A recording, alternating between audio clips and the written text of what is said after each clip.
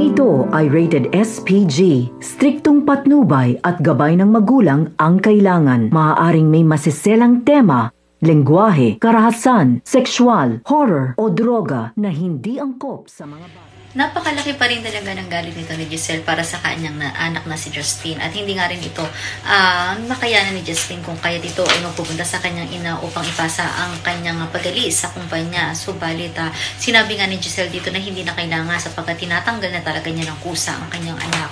Hindi naman nila alam na si Lynette ay nakikinig lamang sa likuran, ngunit ito nga ba ang magpapahilom ng damdamin nito ni Giselle para sa kanyang anak. Syempre bilang ina sa ina ay makakausap niya nga ito na kahit papano ay intindihin ang sarili niyang anak.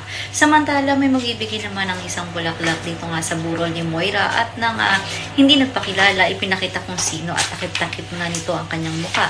Nang makita nga ito ni Zoe ay tila ba ang kanyang ina kung kaya't habol-habol niya nga iyon. Kung kaya't ngayon kumakalat na hindi naniniwala si Zoe na wala na ang kanyang inam dahil nakikita niya nga daw ito. Yan ang mga dapat nating abangan dito nga lang sa Apat Kamay na Pangarap.